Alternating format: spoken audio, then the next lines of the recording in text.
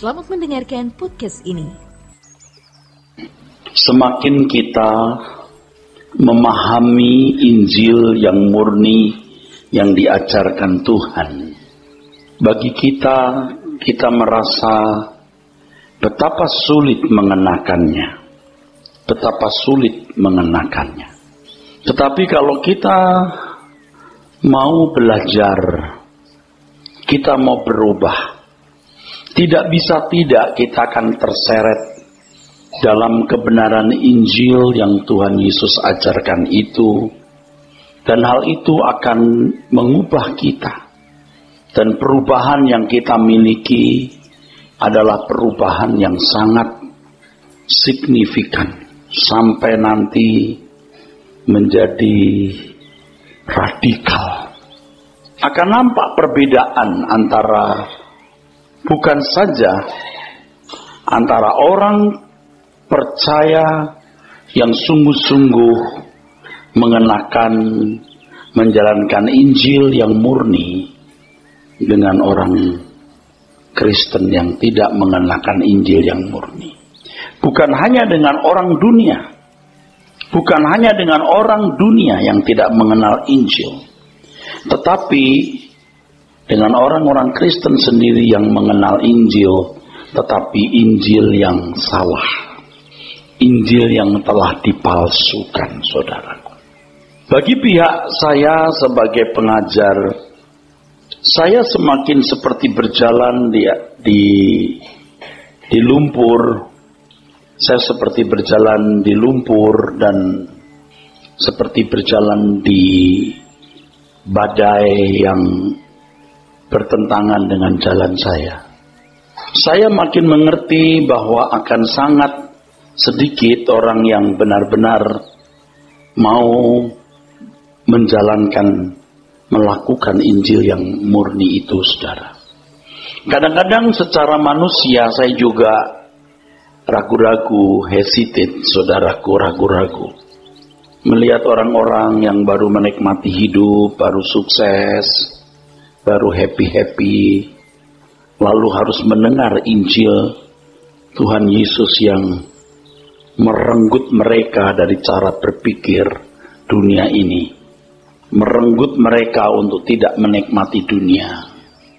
Bagi orang-orang Kristen duniawi, tidak usah bicara orang non-Kristen, ajaran Injil Tuhan Yesus itu betul-betul ekstrim, betul-betul fanatis terhadap sesuatu, dalam hal ini kebenaran, saudara. Dan orang-orang Kristen yang tidak sungguh-sungguh ini akan memandang bahwa Injil yang murni yang diajarkan oleh orang-orang yang mengerti Injil yang murni itu dan menjalankan sebagai, dalam tanda kutip, sesat atau setengah sesat.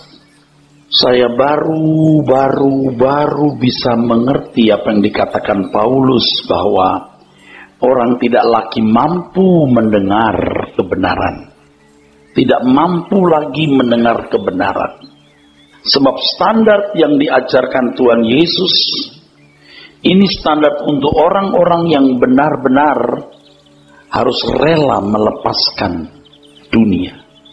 Nah, orang sedang merintis karir, orang sedang memiliki cita-cita belum tercapai, lalu hidupnya mau direnggut. Nah, ini berat, saudara. Tetapi tentu saja Bapak Ibu saudara sekalian harus mengerti bahwa kita berkarir, kita mau mencapai cita-cita setinggi apapun, kita bisnis, mengumpulkan uang, itu bagian dari panggilan dan pelayanan. Jangan saudara berpikir salah dengan meninggalkan dunia lalu saudara tidak memaksimalkan potensi. Mengikut Tuhan Yesus itu mengabdi melayani Tuhan. Dan isi dari pengabdian pelayanan kita kepada Tuhan itu adalah bagaimana memaksimalkan potensi kita, mengembangkan diri kita, supaya kita memiliki sesuatu yang bisa kita persembahkan. Sesuatu yang, kalimat yang tadi saya katakan belum tepat, sesuatu yang sepenuhnya dipersembahkan, bukan sebagian tapi sepenuhnya, supaya kita memenuhi apa yang dikatakan oleh Tuhan Yesus Bagiku hidup adalah Kristus dan mati adalah keuntungan. Injil yang benar, Injil yang tidak menyukakan manusia. Di dalam kitab Galatia pasal 1, saudara sekalian, dari ayat yang ke-6 sampai ayat yang ke-10, nanti kita akan baca. Sekarang saudara lihat saya dulu ya. Rasul Paulus menunjukkan Injil yang sejati, Injil yang murni. Injil yang murni itu dosisnya tidak boleh dikurangi. Kalau obat kan ada dosis ya saudara, misalnya 500 mg. Ini tidak boleh jadi 50, tidak boleh jadi 100, tidak boleh jadi 400. Ini 500. Kalau antibiotik, kalau kurang dari ini untuk stadium penyakit tertentu, ya tidak bisa menyelesaikan infeksi atau membunuh virus dalam tubuh kita.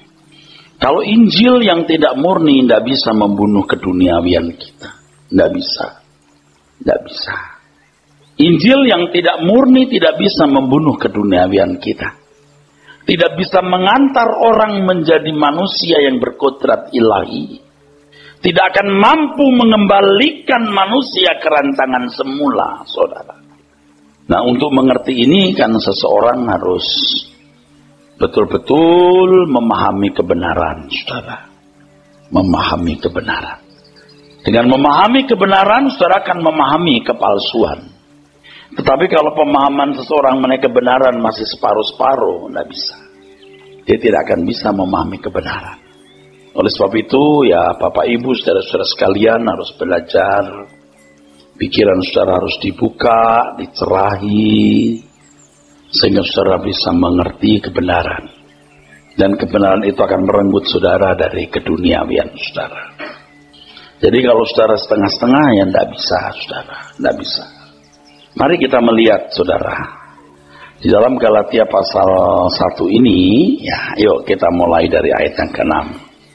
Aku heran bahwa kamu begitu lekas berbalik daripada Dia yang oleh kasih karunia Kristus telah memanggil kamu dan mengikuti suatu Injil lain. Jadi dalam perjalanan hidup kekristenan, seseorang itu bisa berbalik. Jadi perjalanan hidup kekristenan itu memang perjuangan, saudara. Bisa berbalik. Kalau saudara sudah bertumbuh terus, itu nanti akan sampai pada satu titik. Satu titik di mana saudara mau dibawa Tuhan ke ruang maha sucinya. Persekutuan dengan Tuhan. Ada di hadirat Tuhan. Nah, waktu itu seorang Kristen, biasanya hamba-hamba Tuhan yang bertumbuh benar, akan ditantang. Kamu masuk ke dalam? Kamu mau hidup di hadiratku? Kalau sekali kamu masuk, kamu berbuat dosa, mati kamu. Mati kamu. Saya sudah sampai ke situ, saudara. Kamu berani berbuat dosa, mati kamu. Tapi kalau ecek-ecek gini, berdosa, Tuhan nggak bunuh atau Tuhan nggak pukul bagaimana. Tapi kalau sampai di level tertentu, dia masih berani berbuat salah, dia bisa mati, saudara. Mati ini artinya bukan fisik saja, bisa dipukul Tuhan, bisa dipermalukan, bisa. Makanya hati-hati, saudara. Tetapi kalau belum sampai, ya bisa bolak-balik ini. Belum, ya bisa mundur seperti ini. Tapi kalau sampai titik tertentu, ya maju, berani masuk. Tapi kau berani berbuat dosa, mati kamu. Jadi kesucian Tuhan itu luar biasa. Menakutkan, saudara. Menakutkan. Jadi kalau sampai titik tertentu, saudara dibawa masuk ke dalam ruang kekudusan Allah, itu Anda nggak boleh berbuat dosa lagi. Nah, memang tidak banyak orang yang masuk wilayah ini.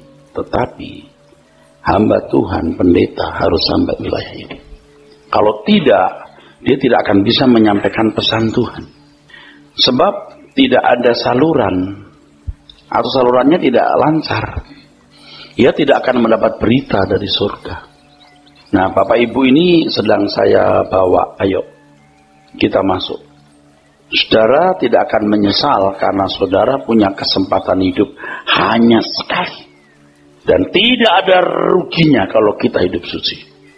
Bersyukur saudara yang masih relatif muda atau walaupun tua tapi masih bisa dibentuk atau diubah. Kalau enggak, dia tidak akan pernah sampai di level ini. Dia sudah tidak bisa. Orang yang gampang tersinggung, ya, orang yang masih tidak jujur, orang yang nggak bisa mematikan dagingnya lagi, itu udah nggak bisa masuk. Ya sudah, sampai di level bawah saja. Jadi bisa berbalik loh saudara. Nah, kalau Anda tidak berbalik, Anda bertumbuh terus, Anda akan sampai titik di situ. Mau sungguh-sungguh kamu masuk. Kamu jangan berdosa. Itu mengerikan, sangat mengerikan. Kalau sampai masuk ke dalam kekudusan Allah, Tuhan mengurapi pada waktu berkhutbah, memimpin dengan karunia-karunia roh, dia berani berbuat salah. Wah, bahaya. Saudara mungkin berkata, Pak, apakah bisa orang yang berkarunia roh berdosa? Sangat bisa. Sangat bisa. Oleh sebab itu di sini yang penting adalah sebenarnya perubahan karakter. Bukan berkanjang dalam karunia roh. Berbuah aja, buah roh dulu. Setelah bisa berbuah roh, nah baru berkarunia roh, lebih aman, saudara. Oke, terus. Yang sebenarnya bukan Injil. Hanya ada orang yang mengacaukan kamu dan yang bermaksud untuk memutarbalikkan Injil Kristus. Saya percaya dalam pertimbangan logis saya, kalau Paulus hidup pada zaman sekarang, pasti stres. Sebab yang diajarkan di banyak gereja dan yang diajarkan banyak pembicara di mimbar-mimbar Kristen, itu bukan Injilnya Tuhan Yesus.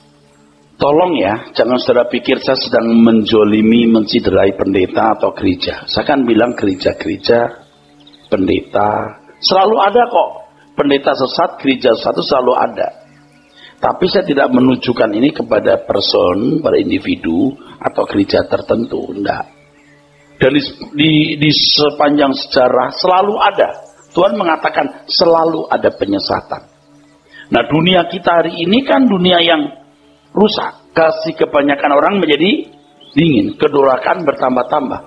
Oh, pasti berdampak dalam hidup semua manusia, termasuk orang Kristen, termasuk pengerja gereja, termasuk aktivis dan pendetanya. Pasti. Nah, kalau orang sudah kemasukan roh duniawi, susah buat bener. Dia nggak akan berani khotbahkan Injil yang murni. Nggak akan berani. Sebab Injil yang benar itu, mau dengar saudara? Mau dengar? Membunuh. Membunuh. Injil yang murni itu membunuh. Membunuh keduniawianmu. Terus. Tetapi sekalipun kami atau seorang malaikat dari sorga yang memberitakan kepada kamu suatu Injil yang berbeda dengan Injil yang telah kami beritakan kepadamu, terkutuklah dia. Kalau Paulus hidup di zaman sekarang, satu hal yang pasti, dia akan dibenci banyak pendeta. Loh, dia mengutuk orang, emangnya dia paling benar? Ini kan menurut kesantunan umum tidak santun. Mengutuk, yang dikutuk itu pemberita Injil. Pemberita Injil pasti orang baik-baik dong.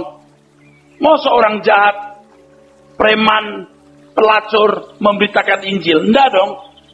Yang berdasi dan berjas, yang pakai toga, yang pakai atribut rohaniwan. Tapi Paulus berkata, terkutuk dia kalau tidak memberitakan Injil yang benar. Nah, baru tulisan Paulus di Galatia ini nanti ada beberapa ciri Injil yang benar dan ciri Injil yang tidak benar. Jadi kena juga. Kena pasti. Terus. Seperti yang telah kami katakan dahulu, sekarang kukatakan sekali lagi. Jikalau ada orang yang memberitakan kepadamu suatu Injil yang berbeda dengan apa yang telah kamu terima, terkutuklah dia. Kalau Paulus itu pada zaman sekarang, seundang khotbah terus, dia mesti pimpin PA. Beliau mesti pimpin para pembicara. Termasuk saya duduk di situ sebagai salah seorang muridnya. Tetapi saya yakin Roh Kudus yang sama di hati Paulus, di hati kita, bisa melahirkan orang-orang yang punya kecerdasan, hikmat, dan keberanian seperti Paulus. Pasti. Pasti. Tergantung seberapa kita berani membayar. Terus? Jadi bagaimana sekarang? Adakah ku cari kesukaan manusia atau kesukaan Allah? Adakah ku coba berkenan kepada manusia? Sekiranya aku masih mau mencoba berkenan kepada manusia, maka aku bukanlah hamba Kristus. Kan Paulus tidak bisa menjelaskan lengkap kasus yang terjadi di pelayanan pekerjaan Tuhan pada waktu itu, saudara. Tetapi faktanya satu, ada orang-orang yang mau disukakan dengan pemberitaan Injil yang cocok dengan semangat zaman, cocok dengan selera, cocok dengan keinginan halayak, massa, atau publik, atau jemaat gereja, atau jemaat Kristen.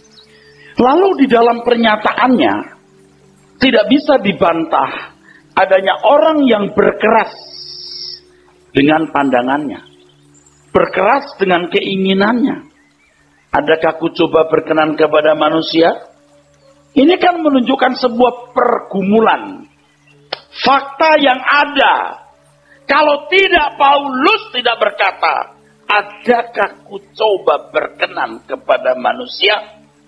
Karena fakta itu ada, konflik kepentingan, konflik interest itu ada. Sekiranya aku masih mencoba berkenan kepada manusia, maka aku bukan hamba Kristus. Tadi Paulus mengatakan, kalau ada yang memberitakan Injil, terkutuklah dia. Ini bukan tidak ada, kalau tidak ada tidak perlu menceritakan ini.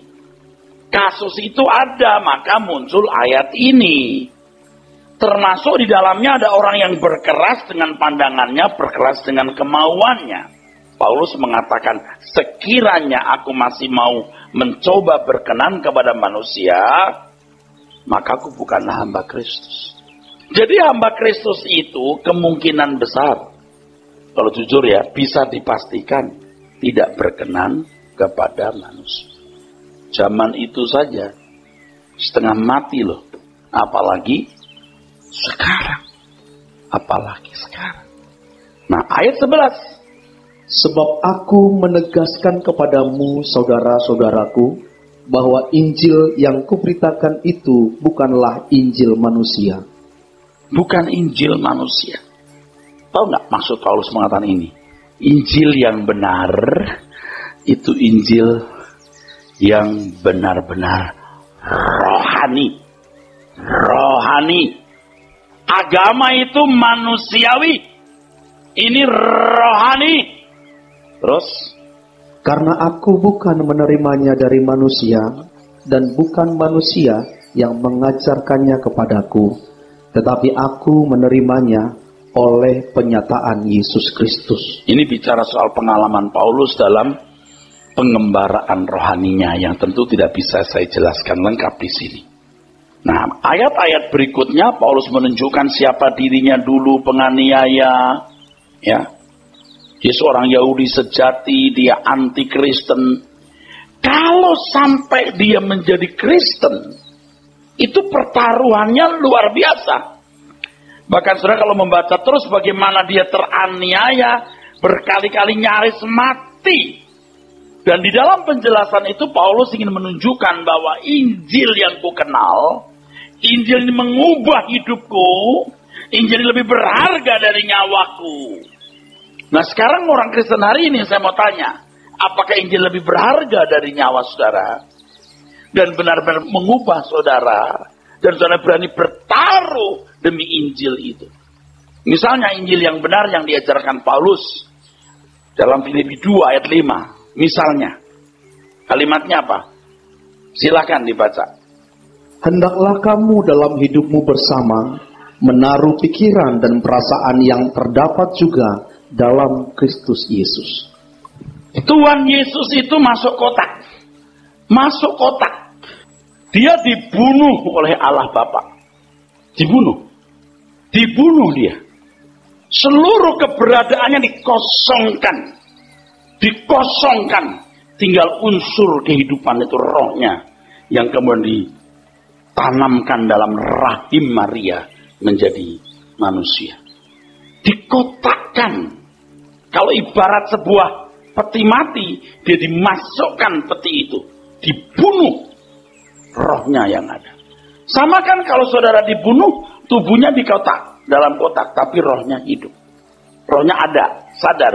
Nah kalau roh ini dikasih lagi tubuh, hidup lagi. Amin.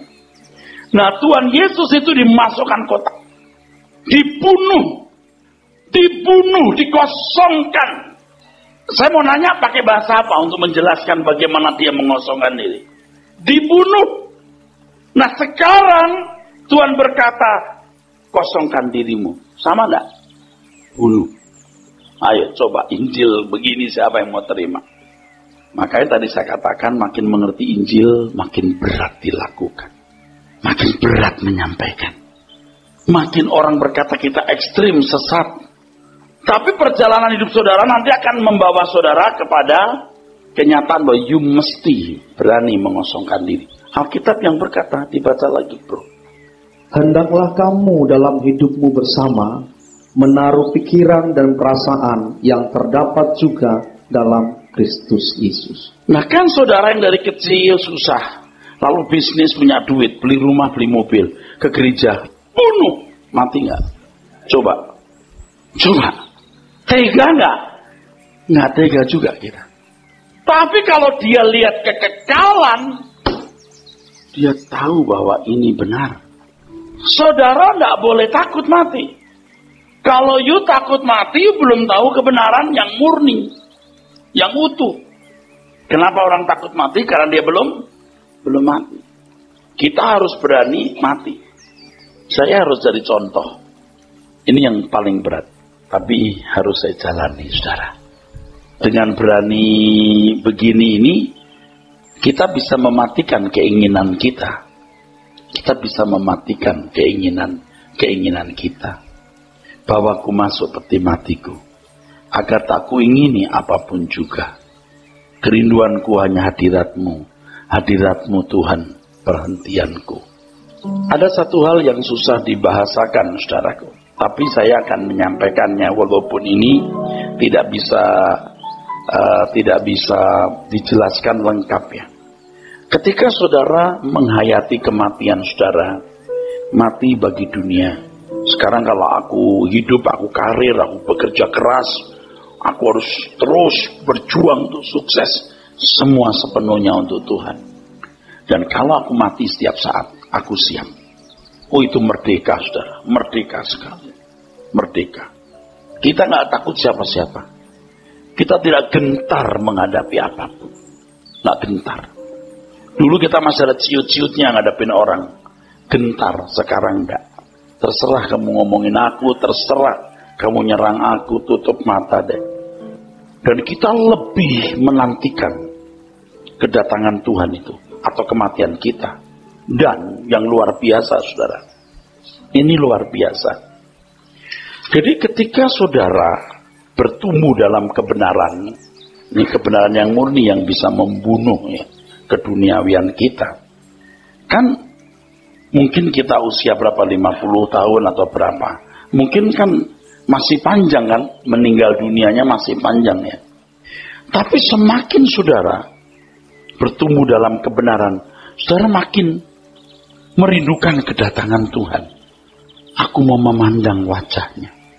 Dulu kita nggak bisa, sekarang mulai, walaupun belum kuat, tapi saya maksa merindukan kedatangan Tuhan. Rasanya kematian yang dulu kita masih ngitung-ngitung berapa tahun lagi ya, 20 tahun ya, 15 ya. Ini jadi singkat. Surga itu seperti depan mata. Neraka api kekal itu, penghakiman itu rasanya di depan mata. Nah ini yang saya tidak bisa jelaskan dengan kata-kata. Jadi kita lebih sungguh-sungguh di sini. Nah banyak orang nggak mikir masih berapa tahun. Kalau you punya uang banyak, you tidak menghitung uang loh. You belanja apa? Wah, boros. Begitu uangnya tinggal sedikit, wah dia mulai pelit. Mulai hemat maksud saya. Mulai hati-hati. Yang tadinya uangnya 20 miliar, wah. Nggak menghitung kalau untuk beli barang bagi dirinya loh ya. Kalau untuk orang lain tambah pelit biasanya. Ya nggak semua sih. Ada orang tambah kaya tambah pelit. Wah, dia kalau mau beli barang, mobil, wah nggak menghitung. Kalau dulu masih miskin, wah dia beli mobil aja masih ngitung-ngitung 150 juta. Begitu uangnya 2 miliar, wah dia beli mobil yang 5-6 miliar. Dia nggak mau beli yang murah. Bahkan yang sebenarnya nggak bagus, tapi karena mahal dia beli supaya orang tahu ini mahal nih. Tuh lihat tuh manusia begitu bodohnya. Tapi kalau membantu orang nggak mau, bantu pekerjaan Tuhan apalagi. Wah, begitu miskin, uang tinggal 20 juta, waduh, tinggal 2 juta, wah, lebih lagi. Hemat, tapi kalau soal waktu, walaupun tinggal sisa, dia tetap tidak bisa memahami singkatnya. Dia tidak hemat, tetap udah mau mati, nggak berdoa, tetap ngajak ribut orang, nggak karu-karuan. Ini benar. Kenapa? Ya, dia sudah punya irama hidup salah. Ini. Tapi kalau saudara bertumbuh dalam kebenaran, saudara akan lebih mengharapkan kedatangan Tuhan. You rindu ketemu wajah Tuhan. Lalu, Tuhan ajarku menghitung sisa masa hidupku. Nah, Injil yang benar itu begitu, saudara. Sama seperti orang yang sedang dibawa menuju Kanaan, bangsa Israel dari Mesir ke Kanaan. Kita sedang dalam perjalanan menuju Kanaan. Kan banyak orang tidak dalam perjalanan. Ini Kanaan surgawi. Saya sekarang sudah mulai rasa gerahnya kalau diundang khotbah di gereja yang di situ saya mungkin nggak didengar. Saya kayak percuma banget ngomong. Aduh, konyol, saudara. Aduh, gerah banget, konyol. Orang gak menghargai kita, bukan mau dihargai. Terus kita seperti buang mutiara kepada babi. Aduh, saya sih capek deh. Nih ya Bapak Ibu, saya kasih tahu ya. Kalau kita sudah masuk lingkungan ini, kita gak peduli orang kaya atau orang miskin. Yang penting mau dibawa ke surga enggak. Makanya kalau orang punya jabatan tinggi, kaya, waduh laganya. Lu mati nih, you gak apa-apa loh. Tapi dasar udah bodoh otaknya nih saudara. Dia gak takut Tuhan loh. Aduh. Siapa sih dia? Bakal mati. Dan tidak berdaya sama sekali. Sombong sekali. Orang punya kedudukan, kekuasaan, punya pangkat, punya harta. Lihat. Kita cuman diem, tunggu aja. Jadi kalau kita sedang berjalan, saudaraku, kita sedang menuju Kanaan surgawi. Sedang move on. Kalau orang pacaran ada kali istilah move on ya. Jadi kalau pacaran sama si A gitu, terus putus, terus udah move on, jangan ingat lagi. Nah, saudara sudah move on belum dengan dunia? Coba saya tanya, sudah move on belum? Jawaban yang paling sering dipakai, sedang proses. Tapi move on betul nggak sedang jalan ke sini? Kayaknya iya, betul.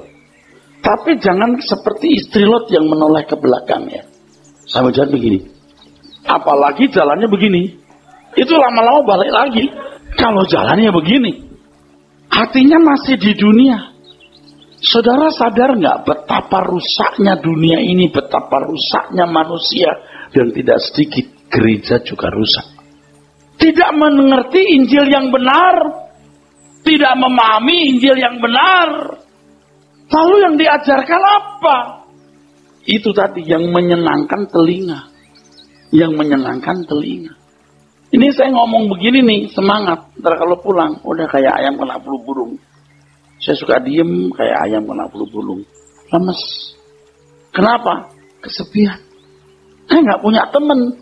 Siapa yang mau diajak bicara? Saya nyimpen aja. Aduh, ini orang kok masih begini. Itu orang kok nggak setia. Ini orang kok nggak ngerti aku ya. Stres. Aku simpen, aku diem.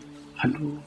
Tapi karena saya sudah belajar masuk kotak. Wah, udah masa bodoh. Aku udah mati. Terserah lu. Cuman kadang-kadang nih emosi nih ya. Tapi nggak boleh ya. Saya bilang, Tuhan cepat datang. Cepat. Ini kalau saya berdoa nih saudara. Saya nangis terseduh-seduh ke anak kecil. Amin.